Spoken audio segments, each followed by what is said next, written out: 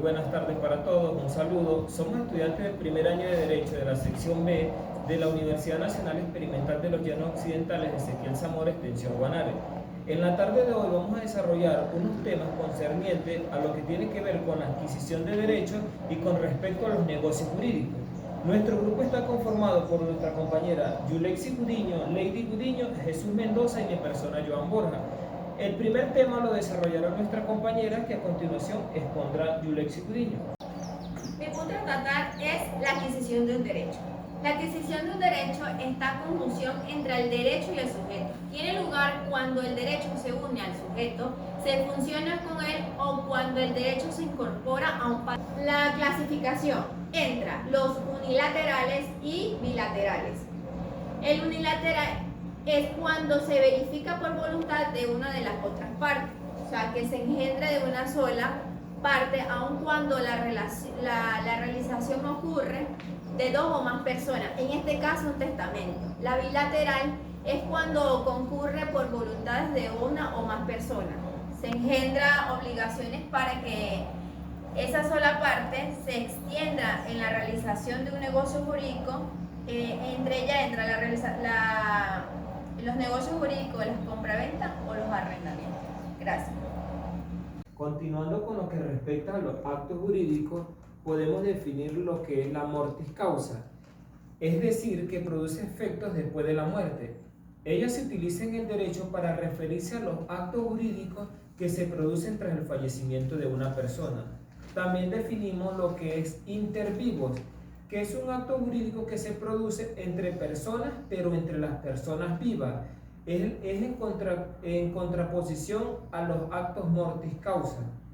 Definimos también lo que es oneroso, que es un adjetivo que se utiliza a la hora de descubrir un acto o negocio jurídico en el que existe un gasto, del que de eso resulta una molestia o una carga para el negocio jurídico, en el que existe del que resulta una molestia, una carga o una obligación. Los negocios gratuitos son aquellos en que la obligación está a cargo de una sola de las partes. Ejemplo, una donación, una renuncia sin cargo a un derecho. Continuando un poco más allá con lo que respecta a los negocios jurídicos lícitos. Esto significa que todos los negocios jurídicos deben ser conformes a las normativas vigentes, pero no deben vulnerar los derechos fundamentales. También hablamos con respecto al negocio jurídico ilícito. Es la contraria al negocio jurídico lícito. Ella vulnera las leyes escritas y es contraria a la moral. Los negocios solemnes es un negocio jurídico que requiere para su validez y eficacia que se celebre respetando comunidades. Ejemplo, un testamento, matrimonio. Los no solemnes son aquellos que basta con la simple voluntad de las partes. Para que se realice un negocio solamente falta la voluntad de ambas partes. Y los elementos esenciales de los negocios jurídicos, según la doctrina, considera que son tres elementos. Uno es la voluntad, el objeto y la causa. Siendo necesaria la concurrencia de estos elementos, si llegase a faltar uno, automáticamente el negocio jurídico no tiene validez. Con los elementos esenciales de los negocios jurídicos, la voluntad se entiende por voluntad la disposición, la resolución o el ánimo de hacer alguna cosa en los actos jurídicos. Toma el nombre de consentimiento. El objeto es el segundo elemento esencial que es definido por la doctrina romana como la cosa. Causas y motivos.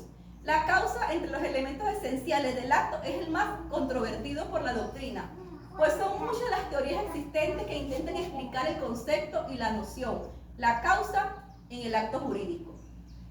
Los elementos esenciales de los negocios jurídicos son aquellos que las partes establecen por cláusulas especiales, que no sean contrarias a la ley, la moral y las buenas costumbres, y el orden público, por ejemplo, el plazo, la condición y el modo.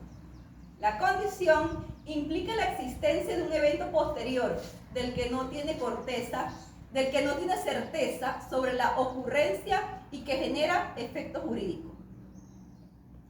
Para finalizar esta exposición, el último tema a tratar es la inexistencia de los negocios jurídicos. Está directamente relacionado con los elementos esenciales del acto o negocio jurídico, los cuales son constitutivos del acto o el negocio mismo, es decir, que es la falta o negocio de los actos negociados. La nulidad absoluta surge cuando, al efectuarse un negocio jurídico, se infringe a una disposición legal o expresa, cuando el acto jurídico es contrario o al orden público, o a la moral o a las buenas costumbres. Nulidad relativa.